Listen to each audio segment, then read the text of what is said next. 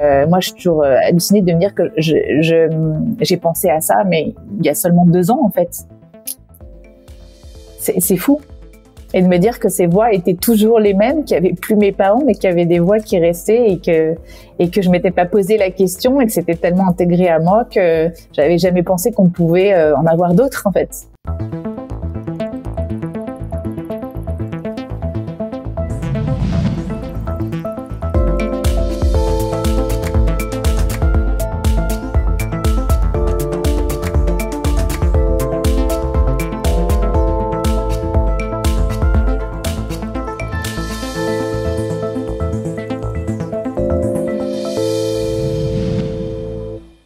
Bonjour Sandrine, un plaisir de pouvoir te recevoir, de t'avoir écouté dans cette interview avec Mathieu et de maintenant pouvoir interagir avec toi, interagir avec des questions que je veux spontanées.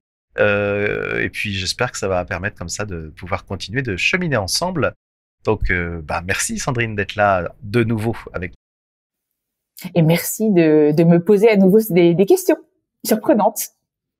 Alors surprenante, je vais commencer déjà par une petite provoque. Ça fait quoi de venir parler sur une chaîne tenue par 2 hommes, 2 Homo erectus, le HPI au féminin? C'est quoi cette histoire? Alors justement, ça me fait plaisir, comme j'ai invité Mathieu à venir parler sur ma chaîne, soit 10 ans dédiée aux femmes, et j'invite beaucoup d'hommes. Donc je pense que justement, c'est l'illustration parfaite de la réconciliation des polarités. Super réponse, effectivement. Quand j'entendais avec Mathieu, quand vous évoquiez les choses, alors j'entends bien, il y a toujours des spécificités, mais même au sein d'un groupe d'hommes, un groupe de femmes, on peut avoir des choses qui sont différentes plutôt d'une personne à l'autre. Mais qu'il y a un certain nombre de considérations sur la justice, sur la dépendance, sur un tas de choses qu'on vous avait évoquées, qui vont être transversales finalement, sans même question de genre derrière ça, même si, acceptons aussi, effectivement, tu l'as dit à un moment donné, tu vas parler de cycle émotionnel, il y a peut-être des choses qui vont être différentes. Et d'ailleurs, j'aimerais bien que tu reviennes sur cette notion, peut-être. On n'en a pas parlé, mais la grosse c'est comme ça que je l'entendais. les hormones. Et justement, je voulais te proposer d'évoquer là-dessus, dans une société presque, c'est mon impression, et puis je l'assume, de recherche d'égalité, quel que soit le genre, le type, la taille, la couleur, Justement, quand tu dis de cycle émotionnel, voilà, est-ce que tu peux aller un peu plus en précision sur ce que tu assumes et souhaites mettre en avant par rapport à cette tournure de phrase? Alors, tu veux dire récapituler un petit peu ce qu'est le cycle d'une émotion pour moi? Ou plutôt, parce que tu viens de me proposer là, c'est dire le côté j'assume que j'ai des cycles et qui sont des cycles hormonaux. Et justement, quand on parle HPI féminin, ça ne veut pas dire que nous n'avons pas de cycles hormonaux aussi au niveau masculin. Ça veut dire qu'ils l'ont ça pour le coup. Effectivement, il peut y avoir une vraie différence. Et l'accepter, c'est sans doute un moyen de ne pas faire égal systématique dans des endroits où on ne peut pas être égaux puisque nous ne sommes pas baignés par les mêmes doses d'hormones, voire même dans la vie, elles vont varier sur la même personne. Donc, est-ce que tu veux bien le mettre ça plus en lumière? Si ça te va. Oui, et puis je crois, alors il y a eu des petites études qui ont été faites, je crois que c'est Fabrice Michaud qui en avait aussi le plus parlé, de ces études sur le fait que le HPI pourrait être lié aussi à la présence de testostérone en plus grande quantité chez la mère. L'intensité, je trouve, de la douance, elle est vécue de manière organique et donc dans l'intensité aussi et dans l'amplification de ce qu'on ressent. Et au niveau des hormones, je pense qu'une femme HPI ressent la grossesse parfois de manière encore peut-être plus primale, plus animale, peut-être qu'une femme. Alors moi, j'ai pas encore été maman, mais je te raconte un petit peu tout ce que ces femmes m'ont décrit. Et puis j'ai vécu des choses hormonalement aussi. Et je peux te dire que la sensibilité est exacerbée avec les hormones. Donc je pense que c'est super important justement de bien se connaître. Et tu vois, dans ma formation en ligne qui est adapter sa routine quotidienne pour les femmes à sa neuroatypicité, il y a une partie qui s'appelle Kiffe tes cycles, parce que je pense qu'aujourd'hui, les femmes qui vivent la plupart du temps en entreprise, donc dans un environnement essentiellement patriarcal, donc avec une dominance masculine, ne tiennent pas du tout en compte cette notion de parfois je suis fatiguée, j'ai des saisons, Et en entreprise, on me demande d'être linéaire, d'être tout le temps la même, quoi qu'il arrive, toutes les semaines. Aujourd'hui, depuis que je suis entrepreneur, là, il y a des phases où cette semaine, j'ai mis justement des interviews, j'ai été productive dans un certain sens, et il y a d'autres semaines où je vais me dire, là, je vais faire 3 siestes par jour, je ressens de la fatigue, je l'écoute, je me calme, et je serai productive plus tard. Et j'ai appris à écouter ça. Avant, je ne l'écoutais pas, voire même ça n'existait pas. Est-ce qu'il y avait une part de culpabilité dans le fait de ne pas l'écouter? Il y avait surtout une part de culpabilité dans le fait d'être une femme très tôt dans ma vie. Je pense que c'est pour ça que j'ai rejeté, j'ai très vite compris, comme beaucoup de femmes surveillées, qu'aujourd'hui être une femme dans cette société, c'était pas forcément évident et qu'il y avait des petits couacs à l'être. Donc, je pense que très jeune, en fait, j'ai refoulé ça. J'ai eu des problèmes hormonaux, j'ai eu des ovaires polykystiques, ça touche une femme sur 10. C'est beaucoup de femmes qui ont de l'endométriose aussi, et on ne sait pas. Et je pense que tout ça a disparu depuis. Ce sont des choses qui se sont envolées. Donc, je pense qu'en acceptant ma féminité aussi, mon corps aussi s'est transformé. Alors, c'est peut-être moi qui interprète ça. En tout cas, c'est le récit que je m'en fais. Et c'est mon récit, donc j'ai le droit, j'assume mon récit. Mais je trouve même que mon corps de femme s'est transformé au fur et à mesure que j'ai réintégré cette féminité aussi à l'intérieur de moi, en réintégrant aussi un amour différent pour ma maman, pour ce qu'elle était, ce que j'avais peut-être rejeté à l'époque aussi en réaction à ce que je ne voulais pas être. Et que aujourd'hui j'aime et j'entoure et voilà. Enfin, tu vois, il y a plein de choses comme ça en fait. Donc même si c'est un récit, personnellement, ça me touche en mode c'est un beau récit puisque c'est un récit de transformation et d'intégration. J'ai entendu le mot intégrer. Et je pense que c'est quand même beau à entendre. Voilà, tout simplement, je partage ça. Alors, j'ai entendu que tu avais retrouvé des bulletins où on disait que tu étais bavarde quand tu étais en classe. Est-ce que pour toi, le fait d'être bavarde en classe, ce serait un symptôme d'un certain ennui? Est-ce que ça te parle dans ton parcours d'études, le HPI, l'ennui, le fait de bavarder, ou tu y vois autre chose? Là, j'y voyais surtout un enfant qui s'exprimait pleinement, comme il devait s'exprimer, et qu'on a rabroué parce que c'était pas l'endroit, pas le moment, etc. Moi, j'ai envie d'être en lien et c'était pas adapté à ce moment-là. Après, je pense que c'est différent, c'est tout le côté hyperstimulabilité, besoin d'être stimulé à tous les niveaux de manière intellectuelle, sensorielle, émotionnelle, psychomoteur, etc. Moi, j'ai les 5 et c'est pour ça que je me donne beaucoup de challenges et beaucoup de défis. C'est parce que j'ai besoin de ressentir le monde en permanence d'une manière intense, de transcender peut-être, on parlait de banalité, ça y est, je l'ai trouvé, la banalité du quotidien, la routine qui je pense, j'en ai une, et à la fois elle m'ennuie profondément. Donc au moins dans ce que je vis, dans mes émotions, dans ce que je ressens, ça j'ai besoin que ça soit intense. Je peux refaire les mêmes choses, mais j'ai pas forcément envie de les revivre de la même manière. Et donc je suis très demandeuse dans mes relations avec mes amis, avec les partenaires ou autres, de vivre une certaine intensité, ça je l'avoue. Alors tu disais de vivre cette intensité, mais de ne pas le refaire. Je pense que notre cerveau, si on refait 2 fois la même chose, il ne saura pas produire la dopamine au même niveau que la première intensité. Ça nous oblige à repartir sur des challenges pour revivre cette première fois, cette lune de miel avec cette intensité. Ouais. Et les premières fois, je dis toujours qu'on est des éternelles apprenantes, débutantes, on adore.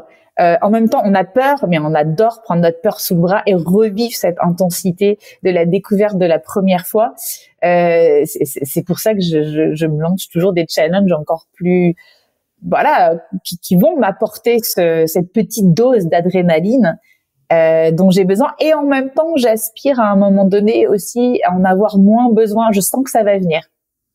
Je sens que dans une autre partie de ma vie, il y a quelque chose qui va se poser et qui aura encore moins besoin de ça. Avant, c'était encore différent. Je voyageais avec ma boîte partout dans le monde entier. J'avais besoin de vivre de l'adrénaline en bougeant à l'extérieur, plus dans un truc psychomoteur. Après, c'était plutôt le voyage intérieur avec les états de conscience modifiés, quelque chose. Mais ça bouge. C'est jamais les mêmes voyages, mais donc on sait pas le prochain. Quand tu dis tu voyageais partout dans le monde avec ta boîte, tu dis la boîte, c'est ta boîte d'appel à la vie ou de message à la vie ou ta boîte d'entreprise ou les deux? D'accord. Mon entreprise. Ouais. Je parlais tout à l'heure de finalement, il y a le lien, évidemment, c'est pas une question de genre homme-femme, mais toi, est-ce que tu mettrais une différence, selon toi, entre HPI homme et HPI femme? Est-ce que tu vois des différences dans les témoignages que tu as pu avoir, dans ton regard? Il n'y a pas forcément de différence au niveau neurophysiologique. C'est la même chose. Par contre, la façon dont c'est vécu, étant largement influencée, la façon dont on développe notre potentiel par la culture dans laquelle on vit, les biais de genre qu'on a sur notamment l'intelligence, etc. Bien sûr qu'on ne le vit pas de la même façon aujourd'hui. Pour une petite fille ou pour un petit garçon, la notion d'intelligence n'est pas la même. Les femmes croient beaucoup moins en leur intelligence et les hommes croient beaucoup moins en leurs émotions. On est encore malheureusement éduqués comme ça. C'est de moins en moins ça. On fait de moins en moins de différence. Mais la génération de nos parents et la nôtre, quand on était petits, on a encore été éduqués là-dessus. Donc les femmes surdouées ont du mal avec le mot sûr, ont du mal avec la notion d'intelligence. Il y en a beaucoup qui viennent me voir en disant « Je sais que je suis hypersensible et HPE ». Moi, je sais pas trop ce que c'est, mais bon, voilà. Disons que, voilà. Et voilà. Et donc, on creuse. Oui, à un moment donné, je me suis dit que je pouvais être intelligente, mais c'est pas possible. Oui, mon enfant est intelligent. Son père, bien sûr, ça vient de son père, est intelligent, mais pas moi. Donc, il y a encore ce truc de l'intelligence m'est pas réservée et je peux pas être intelligente puisque de toute façon, comme j'étais en décalage quand j'étais petite ou inadaptée, on me disait tout le temps, t'es inappropriée, t'es bête, voire t'es folle. Donc, maintenant, à l'âge adulte, ça peut pas être moi. Donc, c'est tout un chemin de réappropriation. Et je leur dis, honnêtement, ça fait quand même 10 ans que vous y réfléchissez. Ça fait 10 ans que vous l'évacuez. Vous êtes en déni. Ça revient. Il y a peut-être quelque chose de vrai là-dedans. Donc, il y a souvent chez les femmes une part qui doute et qui doutera toujours. Moi-même, je crois que j'aurai un syndrome de l'imposteur toute ma vie là-dessus. Et une part qui sait. Et moi, ce que je fais dans mon boulot, je fais ami, collaboration avec la part qui a quand même décidé d'avancer avec ça. Et on y arrive au fur et à mesure. Très important, cette dernière phrase. Et on y arrive au fur et à mesure. Il y a une notion de temporalité. Il y a une notion d'espoir. Il y a une notion de cheminement et être prêt à cheminer et accepter, même s'il y a des peurs. Et c'est, je pense, le coaching qui va avoir tout son intérêt, ou le mentor, où tu as utilisé plusieurs termes. Pour le côté, je suis passé par là, où je t'accompagne. En tout cas, tu ne seras pas seul dans ce cheminement, parce qu'on n'a pas toujours l'énergie et il y a le doute qui vient s'insérer.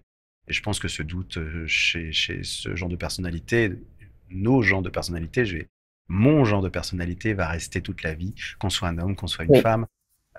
Comme tu l'as dit, peut-être que par contre, par rapport à un enfant qui serait unifié par l'éducation de notre société, le garçon, on va lui dire que au niveau émotion, c'est pas son domaine, donc on va le couper de cette zone-là. Pour la jeune femme, peut-être qu'on va plutôt aller malheureusement par consensus social, lui dire que non, elle n'est pas intelligente, ou des phrases qui vont créer ce que j'appelle l'impuissance acquise. Et ça, c'est très rapide à vivre. Et finalement, on a créé artificiellement 2 catégories au lieu d'avoir 2 unités. On a des gens qui sont amputés de certaines l'émotion, la confiance, c'est ça que j'entends. Et comme tu le dis, cheminer dans la vie, se rendre compte, prendre conscience de zones qu'on a masquées, qu'on a occultées, pour essayer de les retrouver. C'est un long processus, et c'est aussi peut-être lors de la reconnexion une certaine douleur, un peu comme des nerfs qui se répareraient après une chute, après une blessure. Il peut y avoir des sortes de crises et d'électrochocs de reconnexion. Pour pas cacher que c'est pas nécessairement un processus facile, mais c'est un processus qu'on peut vivre accompagné. Voilà, je réinsiste là-dessus parce que ça m'importe. Est-ce que ça te parle, ce que je suis en train de dire, ou ça te paraît à côté de la plaque? Non, ça me parle, ça me paraît un super résumé de tout ce qu'on s'est dit en fait depuis le début. Super. Et le besoin d'électrochoc aussi, c'est bien, mais attention à ne pas sans arrêt être dans un mode où on se prend des murs pour exister et pour se sentir vivant. Ça, c'est aussi il y a toujours deux faces d'une même pièce. C'est que oui, on en a besoin. Et en même temps, on sait très bien que les femmes surdouées sont le plus susceptibles de tomber dans le burn-out, de passer un grand pan de leur vie dans des relations très toxiques, etc. Donc, c'est aussi comment, oui, c'est bien d'avoir des électrochocs, mais comment faire en sorte qu'ils soient de plus en plus, je sais pas si on peut dire doux, de moins en moins violents, de plus en plus courts, pour éviter de se faire mal, en fait. La notion d'électrochoc, juste pour préciser que je voulais imaginer, c'était ce côté quand deux parties de la peau parfois se rejoignent pour se retrouver enfin, alors que c'était anesthésié avant, alors que il n'y avait pas d'information. Il peut avoir un effet un peu, mais même morphologiquement, où on se met à trembler. Voilà, juste sur le moment où il y a une reconnexion, il y avait une passivité d'information qui faisait que c'était anesthésié, on ressentait rien, et tout d'un coup, lors de la reconnexion, bah, ça peut ne pas être doux, mais juste le temps que ça cicatrise et qu'on réapprivoise ces messages nouveaux qui reviennent, ouais. Et peut-être que quelqu'un qui est passé par là, qui peut dire, c'est normal que tu vives aussi ces étapes-là, tu n'es pas dysfonctionnant, et parce que sur le coup, on revient à l'intensité, cette réintensité de, je sais pas, l'instinct qui pourrait revenir, ou des personnes qu'on n'a peut-être plus envie de voir parce que finalement elles étaient toxiques et autres, ça peut être inconfortable comme passage. Donc se dire c'est pas toi qui déconne, c'est pas toi. Le gourou dont vous parliez tout à l'heure avec Mathieu, qu'on peut entendre à l'extérieur. Moi je me dis en plus quand c'est véhiculé par les médias, c'est ceux qui utilisent le mieux les techniques de gourou qui vont évidemment dénoncer le fait que certains. Donc on en revient à Nose, hein, la carte n'est pas le territoire. Tu ne peux pas voir chez ceux qui font usage de techniques psychologiques façon gourou ce que tu ne connais pas toi-même, de le manipuler. Je pense à certaines religions, ou je pense à certains médias qui malheureusement... Et c'est ce qu'on disait avec Stéphane Schillinger la semaine dernière, ce que tu dénonces, c'est ce que tu as déjà en toi et que tu ne veux pas voir. Donc ça revient aussi à ça. Tu as parlé à un moment donné de savoir exprimer ses besoins, et je me disais peut-être qu'un des bons apprentissages, alors c'est connoté, un des apprentissages intéressants à faire pour avancer et en prenant conscience que l'on avance dans qui on est en tant que HPI, c'est d'apprendre justement à exprimer nos besoins, à les faire entendre, quitte à devoir réinsister à certains moments, parce que quand les collègues autour de nous, souvent d'entreprise, n'ont pas l'habitude qu'on s'exprime avec précision sur nos besoins, ils font semblant d'éluder ce qui passait dans la phrase. Donc apprendre à exprimer nos besoins, et apprendre à exprimer nos besoins sans négociation, puisque ce sont nos besoins, il n'y a pas de négociation autour de ça, soit c'est entendu, soit c'est pas entendu. Est-ce que tu penses qu'effectivement, s'entraîner à ça, c'est intéressant, c'est important? Absolument, c'était l'objet de mon coaching de ce matin, où on a posé avec cette femme les non négociables. Pour moi, c'est super important de se dire, en fait, où est-ce que j'ai fait des compromissions ces derniers temps, et où est-ce qu'il y a des non négociables, et quel est l'endroit où je me dis que si je l'ai dit, je vais me faire virer, par exemple. C'est hallucinant les scénarios qu'on peut se faire, de se dire, attends, si je dis mes besoins et que je dis, je sais pas, je vais commencer à partir tous les jours à 17h, mais si mon boulot est fait, il y a pas de souci, tu me le dis un peu, mais moi, je vais faire ma séance de sport, je vais être virée. Parce que ça se fait pas, personne le fait, et si je commence à le dire, c'est pas possible. Mais moi, j'ai plein d'exemples où ce sont des employés qui m'ont appris ça, en fait. La première fois où, justement, une collaboratrice m'a dit, ah, mais moi, Sandrine, c'est mon premier jour aujourd'hui, mais je t'ai pas dit, mais je finis à 17h, je vais faire du sport, etc. Ça m'a fait un gloops. Et puis après, les 2 jours après, je me suis dit, mais elle a totalement raison. Et c'est moi qui me suis mis à faire exactement la même chose qu'elle. Parce que, en fait, elle m'a donné une autorisation que je prenais pas, parce que je voulais rester dans le moule, parce que je me disais, tout le monde veut dire, tu prends ton après-midi, etc. Et c'était son non négociable. Et elle a été excellente. Elle performait de manière excellente. Qui étais-je pour dire que son non négociable n'était pas valable? Elle est devenue le mien après. Donc, j'ai trouvé ça fantastique aussi de se dire, mais pourquoi j'ai si peur d'exposer mes besoins, alors que le goal, si je parle en anglais, l'objectif commun de moi et l'entreprise, c'est la rentabilité. Si je suis rentable dans mon job, entre guillemets, ou si je délivre ce qu'on attend de moi, pourquoi j'aurais pas mes propres règles pour le faire? Vu, reconnu, aimé. Le problème, c'est de chercher en entreprise ces éléments-là qui ont peu de chances d'arriver. Et revenir, comme tu l'as dit, l'objectif de l'entreprise, c'est la performance, hein, ni plus ni moins, en grossissant le trait. Oui, voilà. Donc, restons dans ce qui est demandé et n'allons pas au-delà pour essayer d'être vus en restant tard, d'être reconnu en étant « oui, c'est bien, tu vas loin, tu restes tard, t'as quasiment pas dormi, t'es encore là, bravo ». Et au final, ça parle d'être aimé directement. Donc, abandonner ce qui n'a pas lieu d'être, malgré le côté, oui, la famille entreprise, il y a des choses qui sont hypnotisantes dans certains éléments de Bien langage. sûr. Et on peut les déconstruire et regarder ça. C'est le meilleur des gourous, l'entreprise. Eh oui, ah bah oui, il y a du charisme, il y a des forts charismes.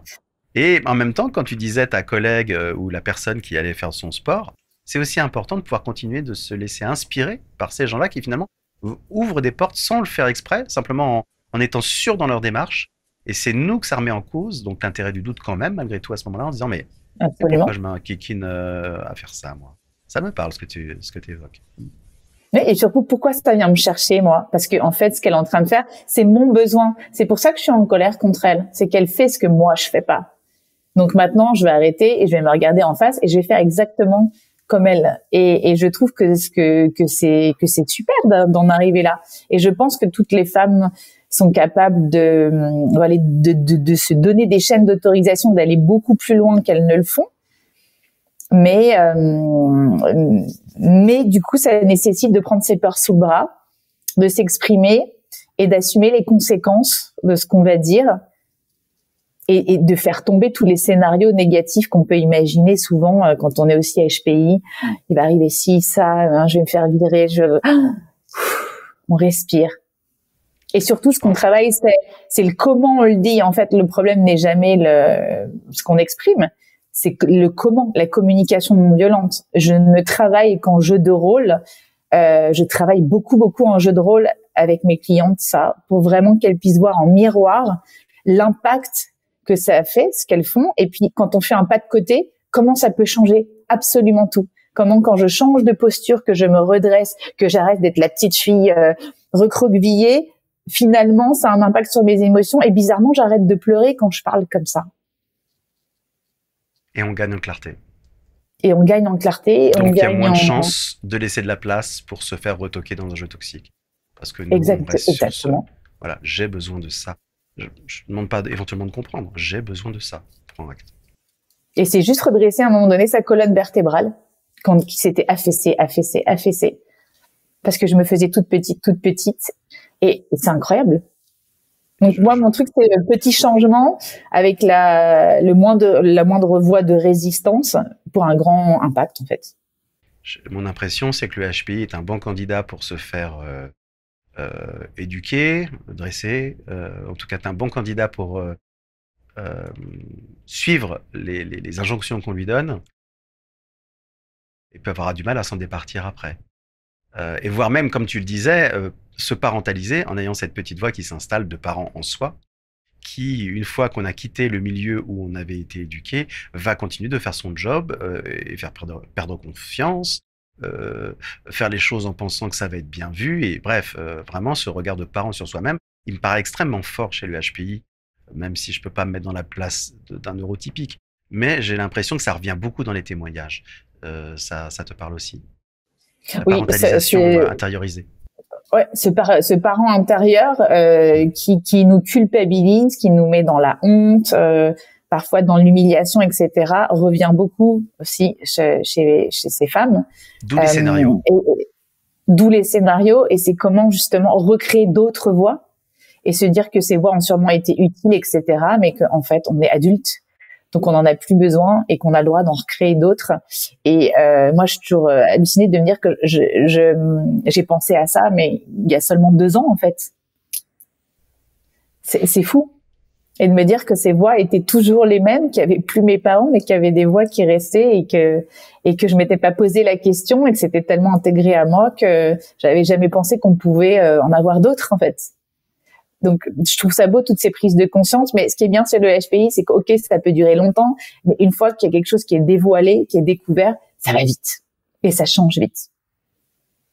C'est peut-être notre appel à ce besoin de cohérence qui fait que ça va changer vite. Il faut vite retrouver de la cohérence. Je pense qu'on est, alors je sais pas si c'est là, je reprends là peut-être une phrase de Mathieu, mais des détecteurs d'absurde ou des détecteurs d'incohérence, je pense qu'on est très bon là-dessus, y compris en particulier dans les discours des autres.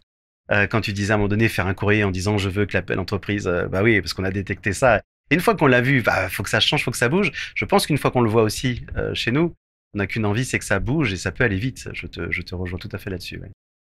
Et après, ça peut paraître comment j'ai pu faire avant, comment ça a pu durer aussi longtemps.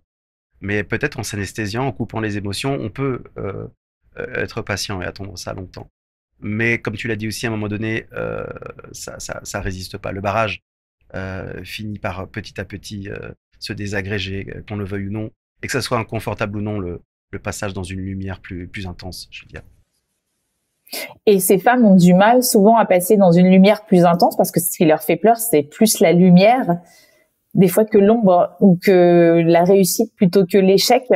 C'est incroyable. Je fais la semaine prochaine sur LinkedIn un petit challenge, encore un challenge, qui est lancé par Nina Ramen, qui s'appelle Ramène ta fraise.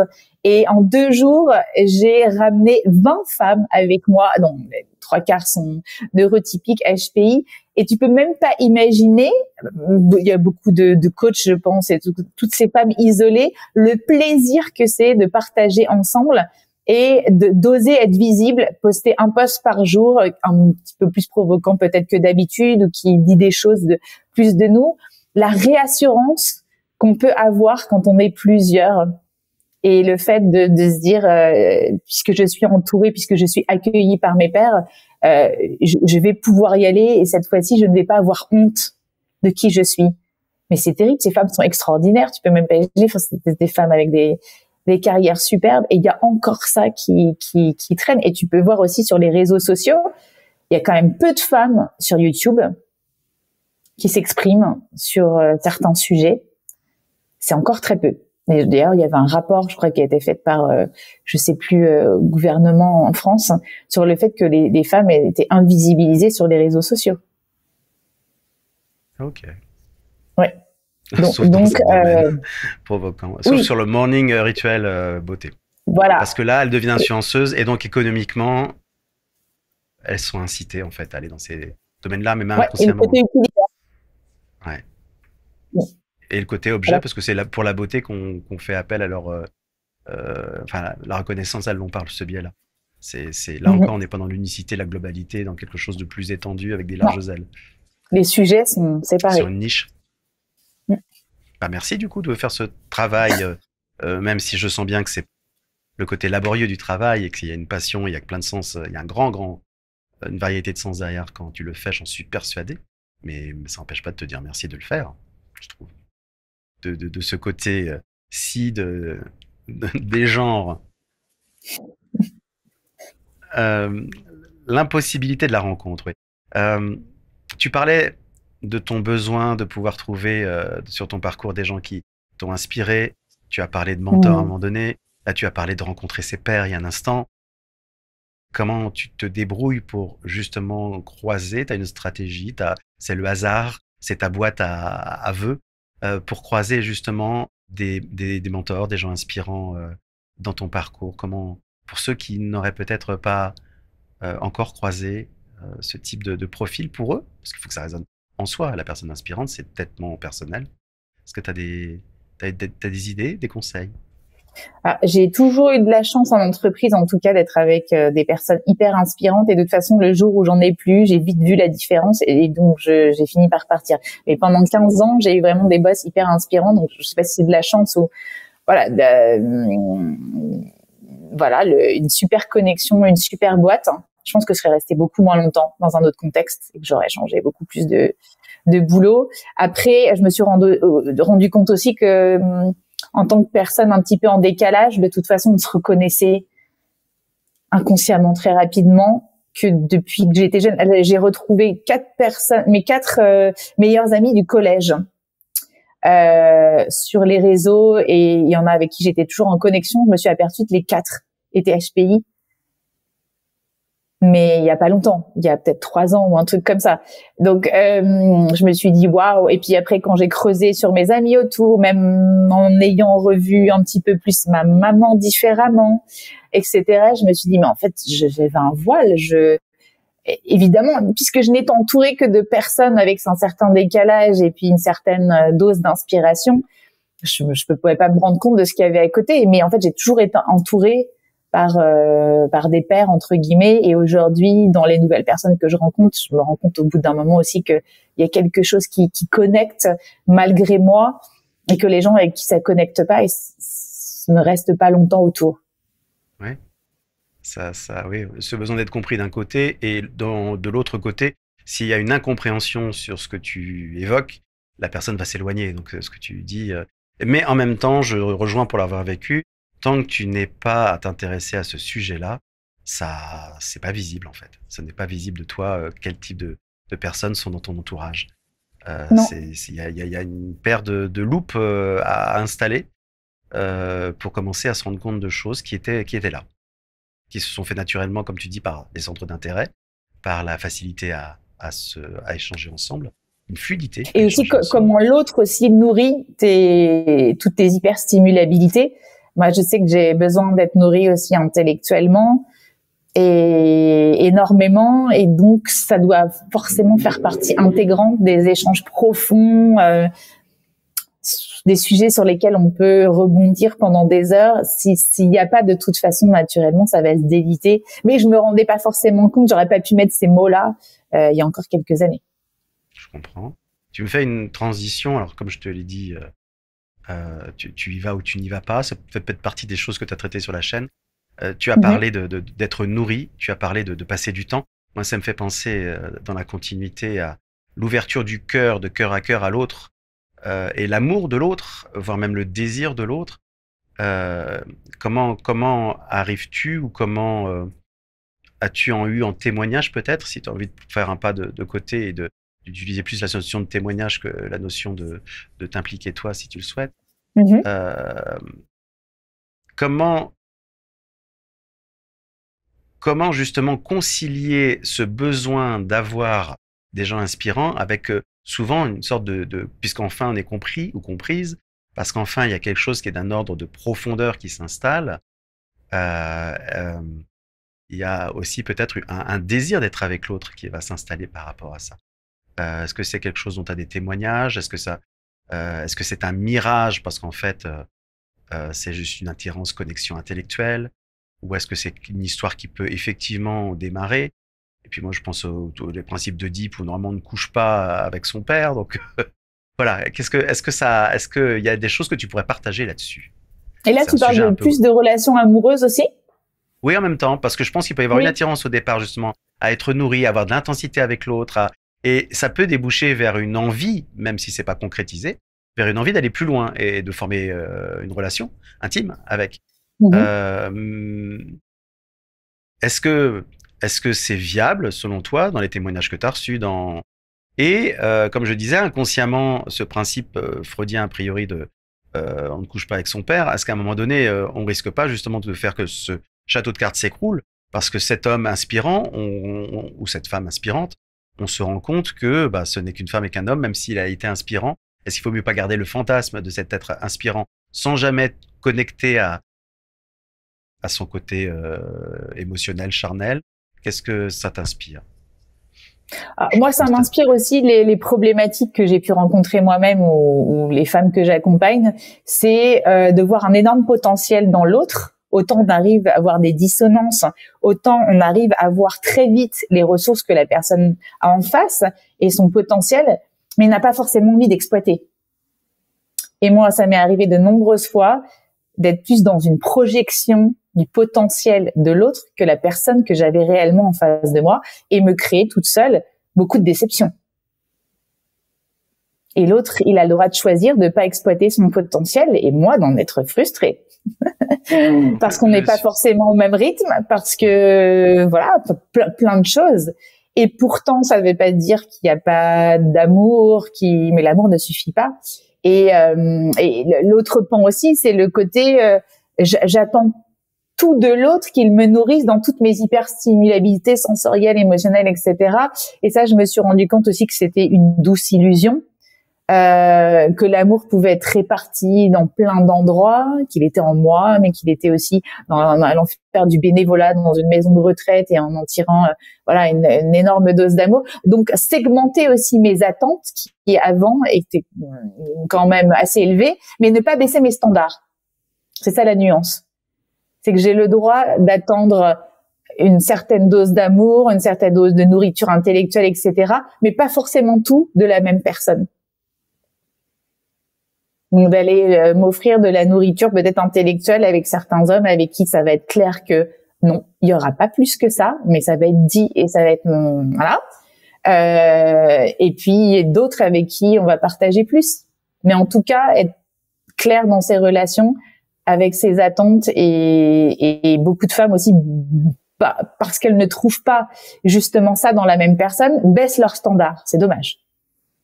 Je te rejoins sur le côté, à un moment donné, pouvoir ne pas tout mettre sur les épaules de l'un dans les attentes qui sont relativement vastes. Oui. Il y a une question que je t'avais pas donnée là, c'était sur le besoin d'absolu chez le HPI. C'est exactement ça. Ça résonne à ça, voilà. Et à un moment donné, être en raisonnabilité, même si c'est pas le premier mot qui fait plaisir à l'enfant intérieur, se dire se prendre sa responsabilité, je vais plutôt dire ça. Le sujet de ses besoins et d'aller rechercher à différents endroits si tout n'est pas, ça n'empêche pas d'aimer la personne. Après, c'est à elle aussi de travailler si tout d'un coup elle se sent pas exclusive. D'ailleurs, le rapport à la jalousie, comment ça se passe chez une HPI? Quelle transition! Alors, sur des histoires de jalousie, bizarrement, y a pas trop ça dans les femmes que j'accompagne. Par contre, de la jalousie par rapport à elle, en tant que femme HPI, beaucoup, mais elle ne ressent pas forcément de la jalousie par rapport aux autres femmes, en fait. Donc, c'est ça qui est... moi, ça m'est arrivé de me prendre ça dans la face il y a quelques années de quelqu'un que je connaissais très bien qui m'a exprimé ça de manière très claire, qu'à un moment donné, elle a l'impression que je copiais sa vie, que j'avais fait la même chose qu'elle, etc.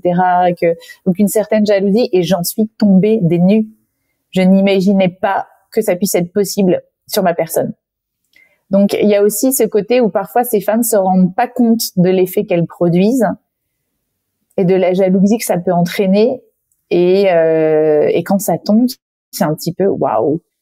Moi, parce qu'en plus elles ont souvent un syndrome de l'imposteur, une ultra-lucidité sur leurs failles. Donc c'est moi, mais comment on peut me vouloir ça ou penser ça de moi?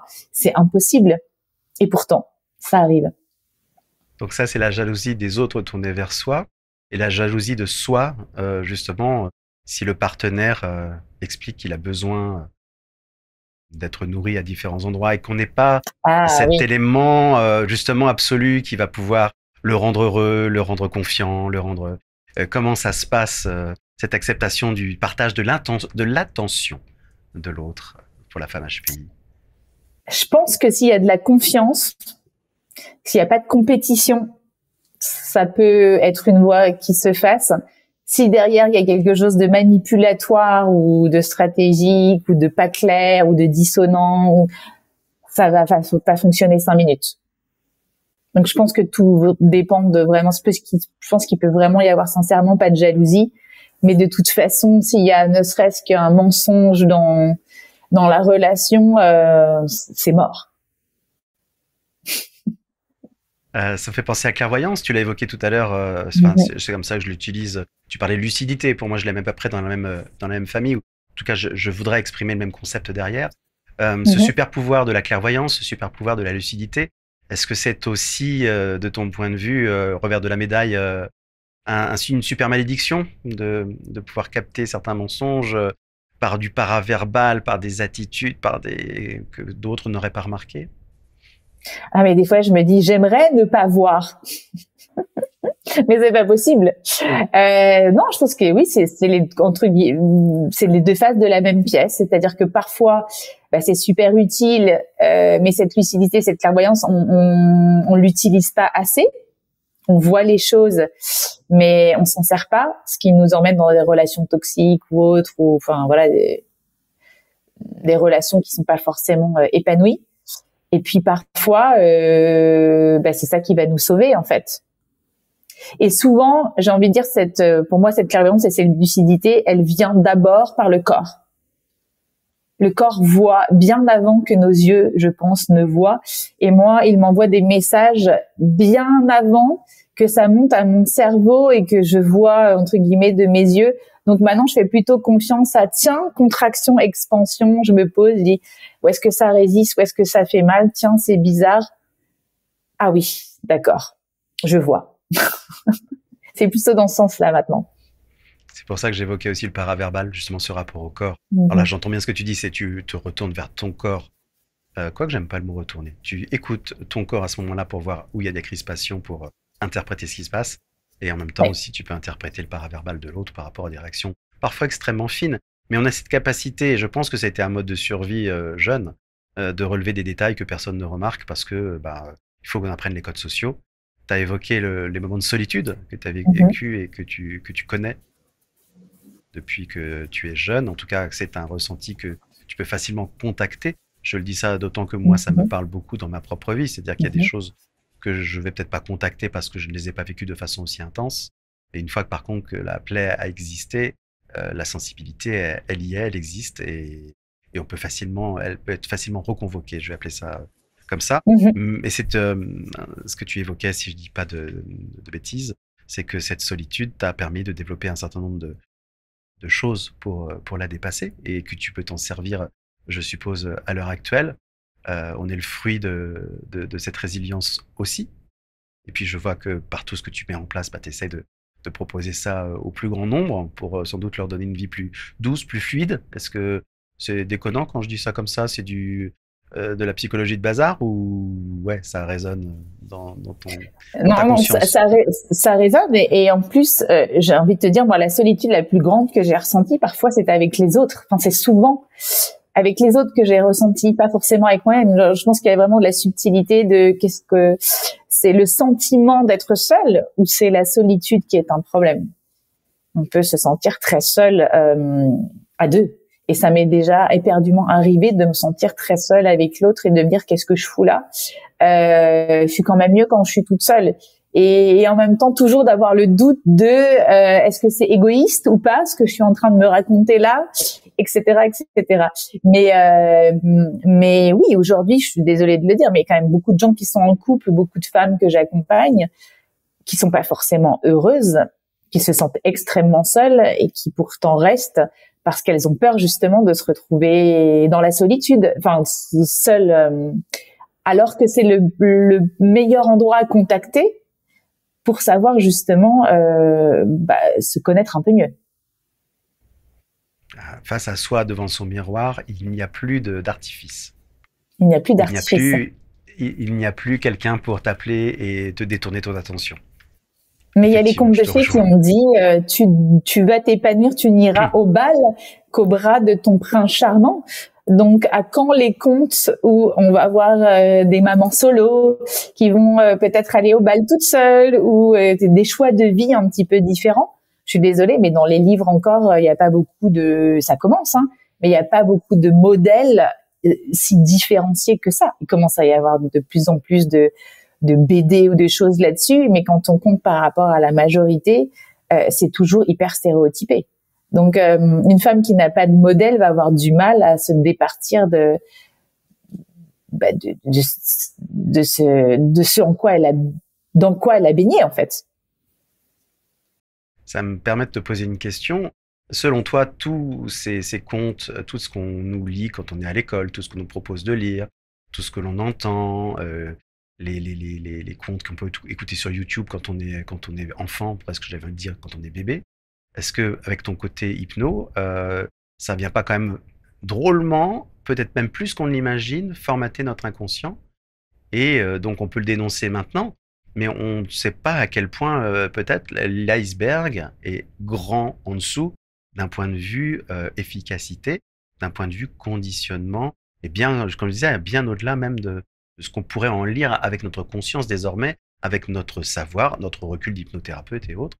Est-ce que tu vois pas là un vrai élément de formatage, alors que ça part sur des bonnes intentions, cet enfer pavé de bonnes intentions? Est-ce que Bien sûr, mais tu vois, je relisais, tu vois, le parcours de l'héroïne de Maureen Murdoch, qui est un bouquin qui date des 1980, 1990, je crois.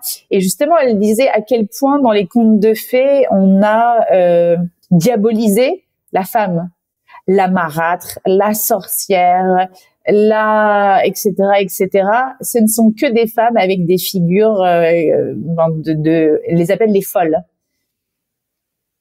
Mais c'est un petit peu ça. Et pourquoi toutes ces femmes finalement ont endossé des figures diaboliques? C'est une question aussi, et c'est quand même ce qu'on a ancré dans notre inconscient. Et la chasse aux sorcières ensuite, c'est pas si loin. C'était il y a pas si longtemps, dans la temporalité. Notre temporalité. Quand tu dis ça, ça résonne vers moi, vers hystérie, oui. Les folles, comme tu dis. Est-ce qu'on pourrait dire qu'en fait, quand on les a appelées les folles, c'est tout simplement parce qu'on ne les comprenait pas? C'est un manque d'empathie, c'est un manque de... Ok, c'était interdit qu'elles soient différentes puisqu'on ne les comprenait pas. C'est qu'elles fonctionnaient pas, du fonctionner, c'est pour raccourcir. Fonctionnaient pas comme la norme qui était proposée.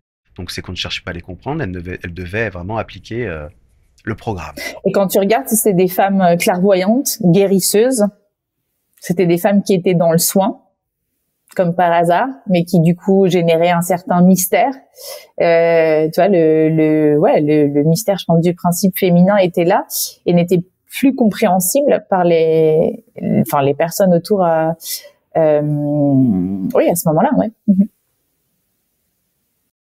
Je me dis peut-être une voie pour réincorporer tout le monde aux proches de soi, c'est l'empathie, c'est au moins de laisser la chance à l'autre de pouvoir s'expliquer, s'exprimer, et dans l'idéal de pouvoir avoir des outils pour commencer à le comprendre, commencer à se comprendre, et commencer à lui laisser donner ses besoins, et évoquer nos propres besoins, sans culpabilité, sans avoir l'impression qu'on va lui mettre des poids sur les épaules, ou bien qu'on entende de la part de l'autre son besoin comme une injonction à y répondre. Mais c'est un travail. Oui, je suis d'accord avec toi qu'il y a l'empathie et puis travailler en bonne intelligence entre thérapeutes, praticiens en tout genre, spécialisés aussi dans les neuroatypies, pour qu'il y ait de moins en moins d'erreurs de diagnostic sur justement des personnes soi-disant diagnostiquées, ça arrive, bipolaires ou schizophrènes, alors que c'est des traits autistiques et du HPI ou de l'hypersensibilité. Ça aussi, ça serait pas mal. On avance, hein. Le problème des cases, c'est que parfois elles peuvent être profondes et on peut mettre beaucoup de monde dans une case vite fait. Ça résout les dissonances cognitives plutôt que de se dire je suis pas au clair sur ce que je vois en face de moi. Donc effectivement, la bipolarité peut être éventuellement, il y a sans doute de diagnostics pertinents. Je m'y connais pas assez pour remettre ça en cause, mais il se peut que, comme tu le dis, il y ait des gens qui aient été mis dans cet espace-là. Et peut-être que c'était pas nécessairement le meilleur emplacement de. Ouais, c'est Carlos Quidocco qui parle de la cyclothymie naturelle du surdoué, et je trouve que c'est rassurant en fait d'entendre des personnes comme ça qui disent mais en fait ça de toute façon les intensités, les vagues d'intensité, les changements d'humeur aussi, ça fait partie de nous en fait. On revient aussi. C'est pas le monstre, l'énorme monstre. Oui. Qu'on peut imaginer. Et les cycles chez les hommes, ça existe aussi, ne serait-ce qu'avec les saisons, comme tu le dis. Cette envie de retourner dans la grotte à l'automne, cette envie d'essayer de profiter du moment où ça fleurit. Moi, je le ressens dans mon corps au fur et à mesure que je l'écoute, ce qui est une nouveauté pour moi. Tu disais que tu étais plus consciente de ça depuis que tu as une quarantaine d'années, si je ne dis pas de bêtises. Je suis à peu près dans la même temporalité. Et donc, à me dire, tiens, ok, avant c'était mis sous cloche. Et je découvre au fur et à mesure les choses. Souvent, je pense que chez les hommes, il y a une poussée à l'adolescence peut-être, etc. Et puis après, j'ai l'impression que pour retrouver Ça. Et puis nous les femmes, on sait que vous avez besoin de votre grotte et de votre caverne. Mais si on n'accepte pas nos cycles à nous-mêmes, on a du mal à accepter les vôtres. Et des fois, on les comprend pas. Alors que je pense que chez vous, c'est absolument naturel voilà, quand il y a des choses à digérer, une information à digérer, que ça se fasse de ton point de vue, à côté. Oui. De ton point de vue, oui. Je pense pas que ce soit nécessairement le point de vue de toutes les femmes. Certaines, aussitôt, si je prends vers moi, certaines, je dis toujours pareil, je n'y arrive pas. Ça peut être, qu'est-ce qu'il a, ça peut être la jalousie, ça peut être, il doit s'intéresser à quelqu'un d'autre. Enfin, il peut y avoir, dans le vide, parfois, de la non-communication de la grotte, le cerveau va évidemment créer tout un tas de l'autre, peut créer tout un tas de choses pour combler ce vide. Donc, la personne qui a du recul, qui a de l'expérience, c'est tellement naturel. On est programmé pour chercher des explications. C'est même des métiers, ça s'appelle chercheur, je crois. Mais j'en ai beaucoup demandé des explications. Qu'est-ce que ça veut dire quand tu fais ça? Et est-ce que ça veut dire que du coup tu te détaches de moi? Et est-ce que ça veut dire à force ça finit par rentrer? C'est une bonne nouvelle. J'entends bien pas pour toi, mais quand tu proposes ça avec autant de générosité, de sincérité, voilà, je dis c'est une bonne nouvelle d'entendre que là encore c'est même pas l'espoir, je trouve que le mot est trop fort, mais d'entendre que ça évolue. Voilà, on n'est pas obligé de ressentir ça toute sa vie et c'est pas obligé d'être douloureux toute sa vie et on peut changer de lunettes et interpréter les mêmes ou des choses qui s'en rapprochent situations différemment, donc moins douloureusement. Et en laissant de la place à l'autre. Ça dépend si, par exemple, ce truc-là vient juste renforcer ce que tu as appris depuis tes petites blessures du rejet, blessures de l'abandon. Et si tu plaques la même histoire sur ce comportement ou si tu décides de changer de récit. Parce qu'évidemment, comme tu vas avoir raison, si ça peut être la même histoire, je savais bien, j'avais raison, je l'ai anticipé. Je peux me protéger maintenant. À chaque fois qu'il y aura ça sera comme ça. Cause-conséquence, on en revient au noir et blanc et ce besoin de mettre dans des cases. Mais là encore, je renvoie ça peut-être moi-même à ce besoin dans la cour d'école de comprendre les codes que je n'avais pas. Et pour comprendre les codes, comme les scientifiques, souvent, il y a une mise en case, il y a une mise en mots, il y a une mise en équation. Et pour faire l'équation, tu es obligé de réduire le champ parce que sinon, tu ne peux pas conceptualiser. Et arriver dans le gris à un moment donné, c'est aussi un travail. Et c'est intéressant parce que ça nous laisse notre propre souplesse, nous aussi, de pouvoir fluctuer. Et tout simplement un truc, moi, qui est resté très longtemps compliqué, changer d'avis. C'est resté très longtemps compliqué chez moi. Je dis pas que j'ai résolu ça, mais j'avais un côté, il faut pas que je change d'avis parce que ça me sidère tellement que les gens, les neurotypiques changent d'avis facilement et me laissent parfois en plan dans mon projet qui grandissait avec intensité, que moi-même je voulais montrer une sorte d'exemple de je ne change pas d'avis et sauf que ça peut être douloureux parce que dans la vie, comme tu as dit, il y a des cycles et faire des choses au printemps, c'est peut-être pas la même chose que d'avoir envie et espérer avoir envie de les faire à l'automne. Donc j'aime bien la métaphore. Je me permettrais de te poser la question sur la vie. Comment arrive-t-on à développer sa croyance en la vie, dans la vie? À un moment donné, tu as évoqué quelque chose de cet ordre-là en ce qui te concerne, que tu avais une croyance dans la vie ou du développement de ta croyance à la vie. Comment est-ce que c'est quelque chose que l'on conditionne consciemment? Est-ce que c'est quelque chose qui te paraît plus dans les tripes? Tu ressens ça comme ça? Comment est-ce que si je ne ressens pas une croyance à la vie, tu penses que moi je pourrais aussi m'ouvrir à cela, à cette vision? Moi, j'ai l'impression que c'est comme une trinité en moi avec ces deux nouveaux parents intérieurs. Et on peut imaginer en haut justement la vie qui et je le mets comme ça, qui me supporte. Et c'est très lié à refaire venir du yin chez moi, c'est-à-dire à laisser faire. Laisser faire ce qui est et se dire que les choses vont se faire sans moi et sans mon interventionnisme. Avant, j'étais très interventionniste dans tout. En force, comme je disais.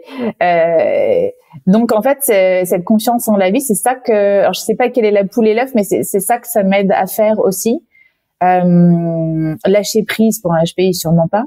Mais laisser faire par quelqu'un d'autre, alors que j'étais très en référence interne, m'a aidé à changer un petit peu de métaprogramme et à me dire que il y a quelque chose potentiellement qui pourrait soulager un petit peu le fait que c'est toujours moi qui fais. très stratégique de la personne qui m'a fait la séance d'hypnose ce jour-là. Donc, il y a quand même une conceptualisation pour arriver à embrasser ce concept. Comme tu le dis, c'est pas un truc spontané, c'est pas quelque chose d'une évidence qui te serait tombé dessus. Un réveil à 8h25 le samedi 25 juin, c'est quelque chose qui a aussi été inspiré par quelqu'un qui t'a fait la séance pour que ça s'installe, pour que ça s'imprègne. Neuroplasticité du cerveau mais je me rappelais même plus de cette séance. Elle m'est réapparue parce que tu m'as posé la question. Super. Donc ça veut dire que j'ai complètement oublié le processus. Mais effectivement, et je me rappelle très bien maintenant, j'ai tous les flashs avec qui c'était, quand c'était, etc. De me dire, mais c'est comme si j'avais déposé, j'avais fait, je suis pas obligée d'imaginer de faire ça tout seul et de me dire que c'est moi qui vais influencer le cours des choses. Ça va se faire sans moi. D'où la boîte. Je peux me reposer un peu, ça va se faire sans moi. Moi, j'entends la fin ou la limitation du côté laborieux. Je dois le faire moi-même. Oui. Avec le côté laborieux et serrer les dents. Ça doit être dur, ça doit être difficile, ça doit être... ouais, exactement. Parce que laborieux, c'est pas fun. Et pour un atypique, pas fun, pas bien, pas fait. Exactement. Ok, le côté magique, par contre, plus. Oui, alors après, dans l'entrepreneuriat, j'en suis pas encore arrivée à avoir cette fluidité que j'ai dans le reste de la vie. Il y a encore des petites zones où c'est encore bien laborieux et peut-être pas assez fun, mais je sais que c'est la voie aussi. La comptabilité, c'est pas fun? Oh, je vais me mettre à dos des gens. Peut-être, mais j'ai pas encore trouvé les bonnes lunettes. Je l'ai réduit à 4 heures par an. Ça va. Par an? Yes! Waouh, bien joué. Ton rapport à, parce que tu as utilisé le terme, donc je me permets de le réutiliser, ton rapport à ton enfant intérieur, ça donne quoi aujourd'hui? Aujourd'hui, la petite Didine s'appelle la petite Didine. C'est comme ça que les petits s'appellent à la 3e personne à un moment donné, je sais plus pourquoi, et donc c'était la Didine. Et elle, au cours de pas mal de séances d'hypnose aussi, je l'ai réintégrée à tous ses âges à l'intérieur de moi. On a fait des choses ensemble pour devenir des alliés aussi, des copines, et on avance bien ensemble. On prend de plus en plus d'autorisation et j'aime cette femme enfant qu'il y a en moi et je le cultive depuis longtemps et j'espère que je vais continuer à le faire. Ça donne quoi cette thérapeute libidineuse qui dit des choses qu'il ne faut pas? Ça m'a rendu super curieux quand on a parlé. Elle est géniale, elle dit en coaching, le monsieur vient la voir et il lui dit voilà, j'aimerais me suicider. Elle lui dit mais génial comme objectif, on va bosser dessus ensemble.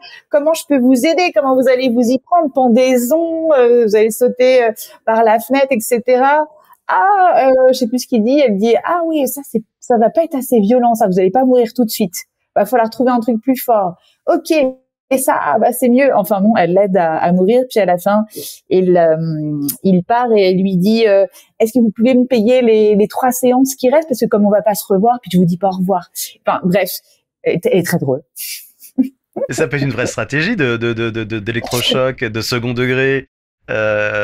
C'est finalement cette caricature, si c'est une caricature, ça peut être même une façon de dire tu reprends le choix de ta vie de te suicider ou pas te suicider.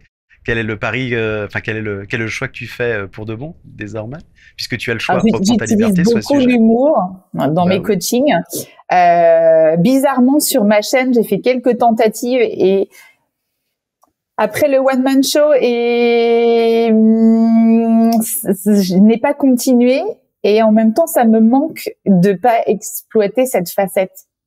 En tout cas, je sais que Mathieu doit bien comprendre le truc, mais et on peut pas tout faire en même temps et en même temps cette facette là mais peut-être que je l'exprime un peu plus au quotidien maintenant, donc elle est quand même là. Je me souviens alors je pourrais pas dire qui, quand, comment, mais d'une phrase d'un homme de télé qui disait le problème de l'humour, c'est qu'il y a une bonne partie là encore je quantifie pas, il y a une partie des gens qui vont prendre ça au premier degré et ça c'est le vrai problème. Donc on ne sait pas qui va recevoir, comment il va le recevoir. dans quelles conditions émotionnelles il va le recevoir. Et ce qui peut être du second degré peut être interprété au premier degré. Et c'est dommage puisque ça ferme la porte à toute communication derrière. Je comprends ce que tu dis par rapport au fait de YouTube de pouvoir exprimer certaines choses d'une certaine façon.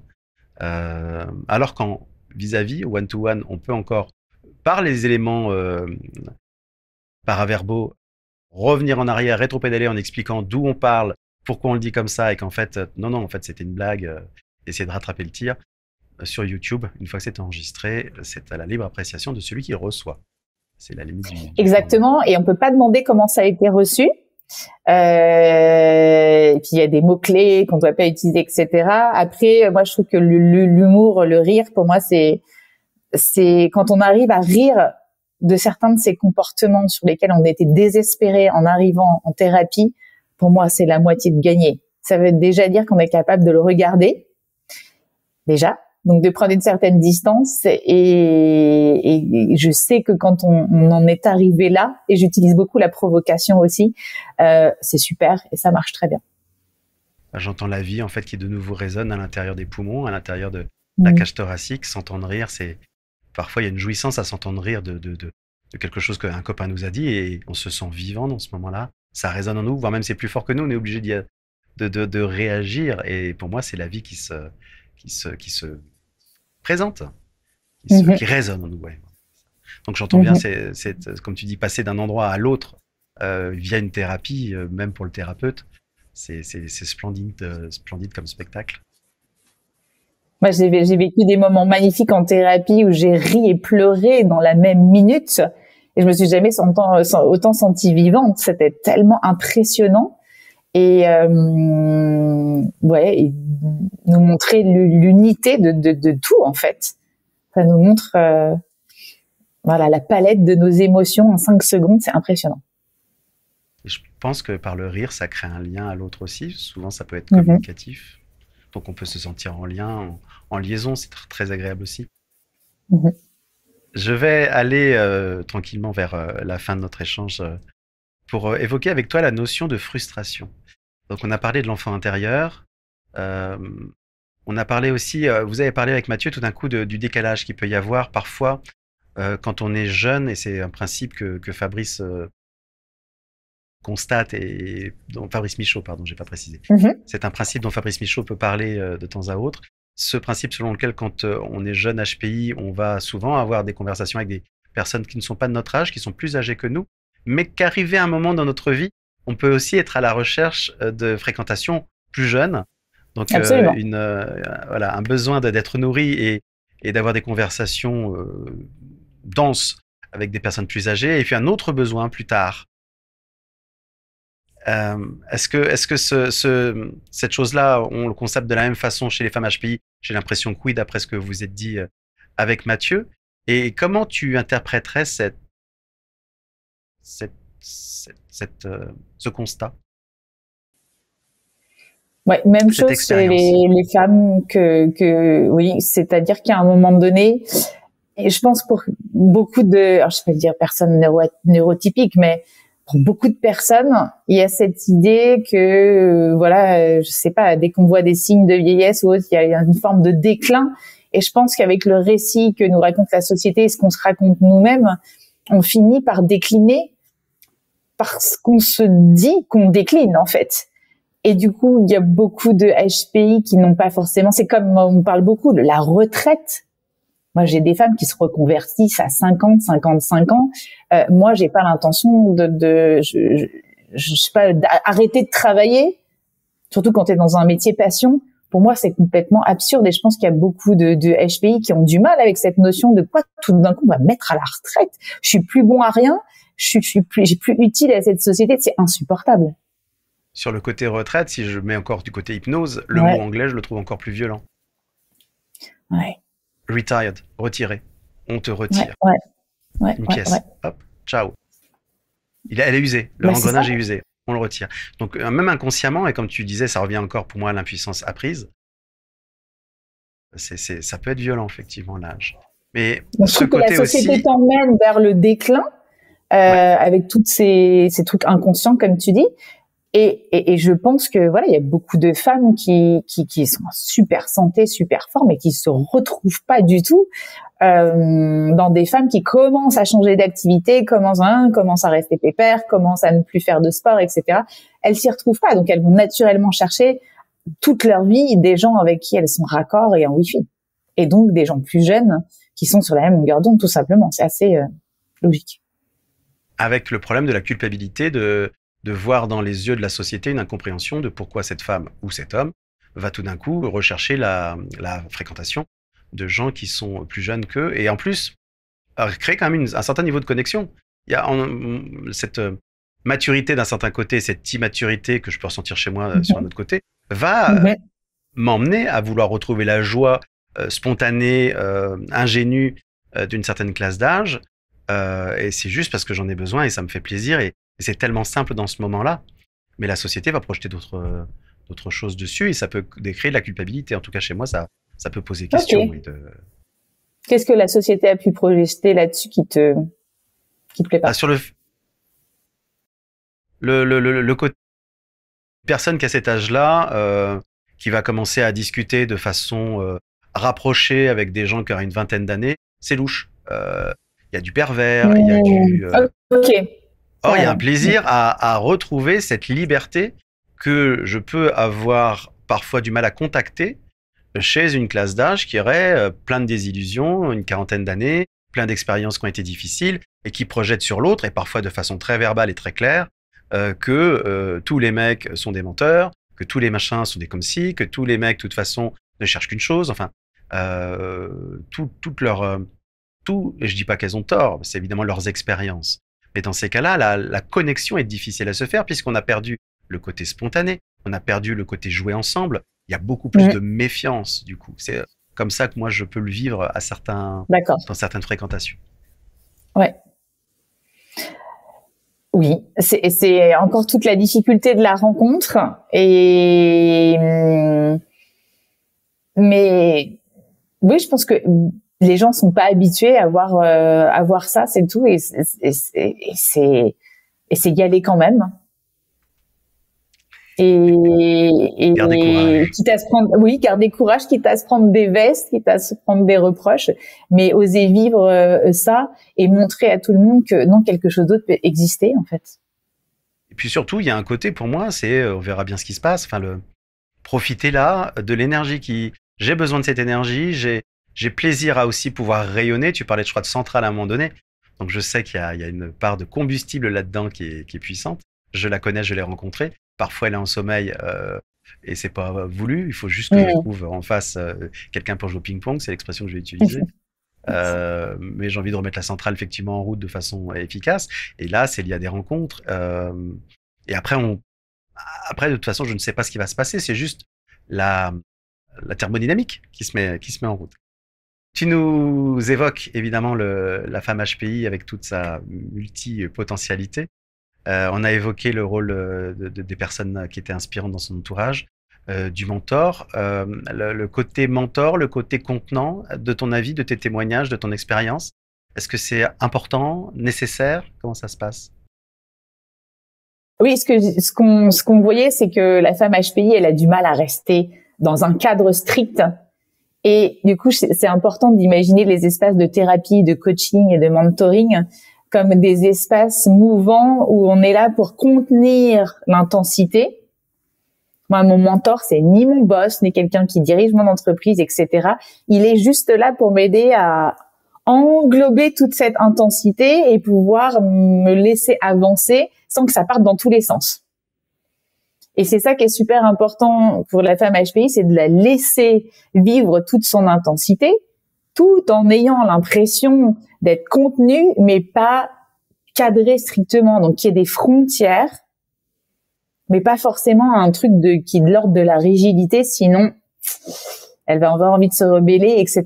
Et ça, je trouve ça génial d'arriver à avoir cette posture. Même moi, c'est ce que j'essaye de faire avec ces femmes, c'est de leur laisser toute une liberté, un libre arbitre, et en même temps de contenir tout ça et de voir comment justement mieux apprivoiser les émotions, comment avoir une communication non violente, etc.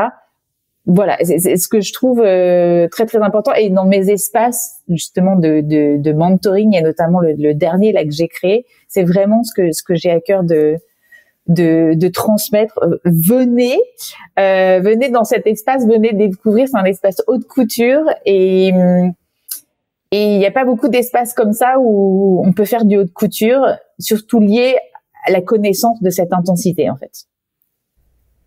La connaissance, et j'entends la reconnaissance aussi de cette intensité. Oui. Il ne s'agit pas de la mettre sous clé, sous mais cloche. d'apprendre à s'en servir et à encore augmenter le potentiel par sa puissance, parce que l'intensité, je vois aussi une vraie notion de puissance derrière. Et la puissance, pour moi, c'est pas de la violence, c'est beau. Et justement, c'est pas la toute puissance, c'est ni l'impuissance, c'est la belle puissance, la noble puissance. Super. Merci pour ce partage. Je vais conclure avec quelque chose que j'ai relevé. Vous parliez avec Mathieu de une boîte pour l'univers. Puis vous avez, ou je crois que c'est toi qui as dit ça, ou c'est Mathieu, peu importe. L'idée c'était pour que ça puisse porter ses fruits. Et quand j'ai entendu porter ses fruits, je me suis dit que c'était pas une boîte que vous aviez en symbole, c'est plutôt un arbre qui s'adressait vers l'univers et qui de temps en temps l'univers viendrait y poser ses fruits pour que vous puissiez les récupérer, les croquer, les savourer et vous en nourrir. Voilà ce que je peux vous espérer à tous les deux, à Mathieu de façon très sincère, à toi aussi, que tout ton arbre fleurisse de milliers de fleurs puis de milliers de fruits et que tu puisses même être tellement nourri que tu puisses autour de toi les partager aux femmes, aux hommes, à tes congénères, à qui que ce soit qui pourrait en avoir besoin le moment venu. Merci à toi de te mobiliser dans cette direction. Ça me fait plaisir de rencontrer plein de gens par cette chaîne qui ont ces différentes couleurs et ces différentes envies. Donc merci à toi de te mobiliser dans cette direction. Vraiment. Et merci à vous deux pour ce genre d'interview. C'est très chouette d'avoir deux types de questionnements, deux curiosités différentes. Ça montre aussi la palette et le spectre justement de nos couleurs, et c'est très agréable. Et puis voilà, je trouve que ça représente bien la combinaison des polarités. Et moi, je voulais finir par aussi une petite phrase que je trouvais très belle justement, qui illustre bien le voyage de l'héroïne qu'est la femme atypique. C'est une phrase, je crois que c'est Marion Woodman, qui dit: mais si tu voyages assez loin, un jour tu te verras venir sur la route au devant de toi et tu te diras oui. C'est beau, ça m'émeut. Merci à toi. Merci.